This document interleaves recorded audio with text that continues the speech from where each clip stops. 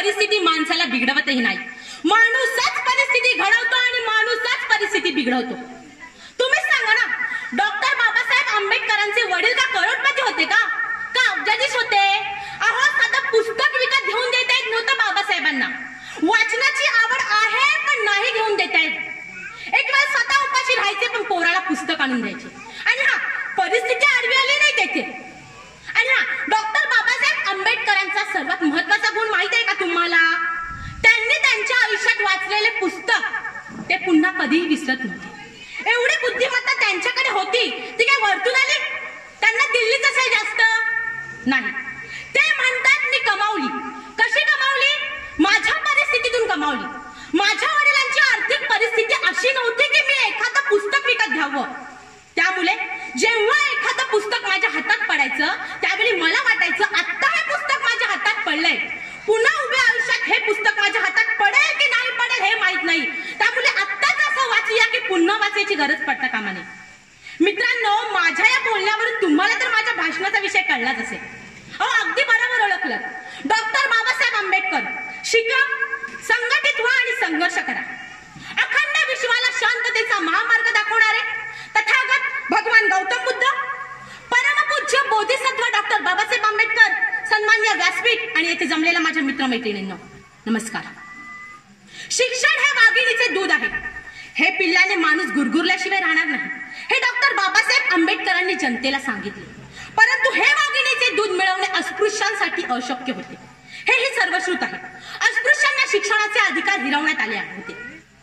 ज्योतिबा फुले यांनी 1848 रोजी अस्पृश्यांसाठी शिक्षणाचे दरवाजे उघडे केले आणि आपलीच पत्नी सावित्रीबाई फुले यांना पहिली स्त्री शिक्षिका केली.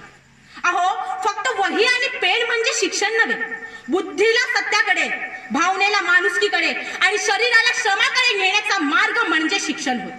जसे जेवल्यावर होणारे समाधान हे तात्पुरते असते, या उलट शिक्षणातून मिळणारी ज्ञानाची शिदोरी ही आयुष्यभर पुरते. अहो, पोटाची भूक भागवावीच, पण एक पाऊल पुढे टाकून शिक्षण घेऊन बुद्धीचीही भूक भागवावी. जसा उपासमारीने माणूस अशक्त होऊन अल्पायुष्य होतो तसा तो शिक्षणाअभावी दुसऱ्याचा गुलाम होतो. अशा या विचारांचे होते आपले डॉक्टर बाबासाहेब आंबेडकर. कुरान कहता है मुसलमान बनो. अरे कुरान कहता है मुसलमान बनो, बाइबल कहता है ईसाई बनो. कुरान कहता है मुसलमान बनो, बाइबल कहता है ईसाई बनो. भगवत गीता कहती है हिंदू बनो, लेकिन हमारे बाबा साहेब का संविधान कहता है मनुष्य बनो. मित्रांनो, बाबासाहेब म्हणजे ज्ञानसूर्य. या ज्ञानसूर्याने आपल्या प्रकांड पांडित्याने साऱ्या जगाला प्रकाशमान केले. वर्षानुवर्ष गुलामगिरीच्या खाईत खितपत पडलेल्या अस्पृश्य समाजाला शिका, संघटित व्हा आणि संघर्ष करा असा ओजस्वी संदेश दिला. बाबासाहेबांचा हा संदेश आपल्या सर्वांना माहित आहे, पण खरंच आपल्यापैकी किती जणांना याचा अर्थ माहित आहे हो? डॉक्टर बाबासाहेब आंबेडकर म्हणतात एज्युकेट, शिका. म्हणून आम्ही नुसत्या डिग्र्या काही सुटण्याला अर्थ नाही.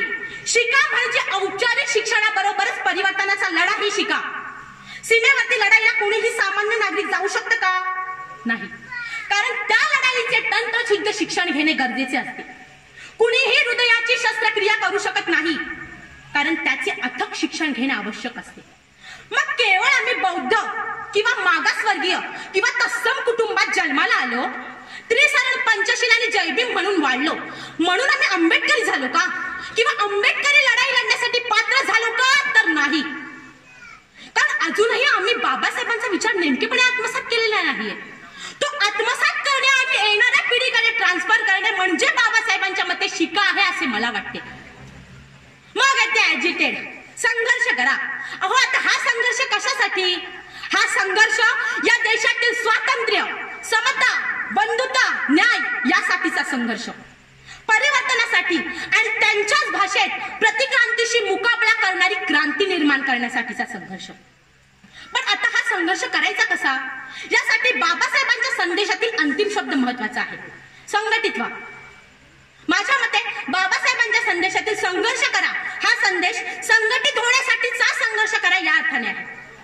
ऑर्गनाइज, संघटित व्हा. आता संघटित कुणी व्हायचं? बौद्ध समाजाने, आंबेडकरी समाजाने की आणखी कुणी? अहो, संघटित व्हायचं आहे त्या 85% जी आजवर शोषित, वंचित आणि प्रगतीच्या दृष्टीने मागास राहिली आहे. त्यात केवळ एससीच नाही तर ओबीसी, एसटी, सर्वांनी संघटित होऊन जे 15% लोक आजवर सत्ता शास्त्र आणि विषमाच्या विरुद्ध आपल्याला सर्वांना संघर्ष करायचा आहे. म्हणजे लाठ्याकाठ्यांचा संघर्ष का तर नाही, या संघटित शक्तीने या देशातील स्वातंत्र्य, समता, बंधुता, न्यायप्रणव समाज व्यवस्था निर्माण करणे आणि या देशाची राज्यसत्ता काबीज करणे होय.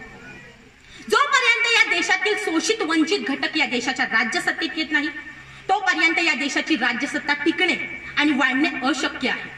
म्हणूनच मित्रांनो, शिका, संघटित व्हा, संघर्ष करा असा संदेश नसून शिका, संघर्ष करा, संघटित व्हा असा संदेश आहे. ज्या दिवशी या देशातील 75% जनता संघटित होईल त्या दिवशी कोणताही वेगळा संघर्ष करायची गरज लागणार नाही. पण हा संघर्ष करावा लागणार आहे ही 85% जनता संघटित करण्यासाठी. त्यासाठी तरुणांनी पुढे येणे गरजेचे आहे, आपली विचारधारा समजून घेणे गरजेचे आहे आणि ती यंत्रणा निर्माण करणे गरजेचे आहे जिचा बाबासाहेब नेहमीच आग्रह धरतात. शिका, संघटित व्हा, संघर्ष करा असा डॉक्टर बाबासाहेब आंबेडकरांची ही शिकवण म्हणजे केवळ एक घोषणा किंवा संदेश नव्हे तर ती आपल्या सर्वांची एक आत्मप्रतिज्ञा आहे. म्हणूनच मित्रांनो, चला जागे व्हा. आता खूप झाला अन्याय, वेळ आहे शिकण्याची, संघटित होण्याची आणि मिळून संघर्ष करण्याची. डॉक्टर बाबासाहेब आंबेडकर नेहमीच म्हणतात, माझा अंतिम सल्ला तुम्हाचा आहे, शिका, संघटित व्हा, संघर्ष करा, स्वतःवर विश्वास ठेवा. न्याय आपल्या बाजूस असेल तर मला आपल्या पराभवाचे कारण दिसत नाही. हा लढा सुखासाठी आहे, ही लढाई पूर्णपणे आध्यात्मिक आहे. शेवटी जाता जाता एवढंच म्हणेन, हवा वेगाने नव्हती, हवेपेक्षाही त्यांचा वेग होता. अहो, हवा वेगाने नव्हती, हवेपेक्षाही त्यांचा वेग होता. अन्यायाविरुद्ध लढण्याचा त्यांचा इरादा नेक होता. अन्यायाविरुद्ध लढण्याचा त्यांचा इरादा नेक होता. असा रामजींचा पुत्र, असा रामजींचा लेक भीमराव लाखात नाही तर जगात एक होता. धन्यवाद.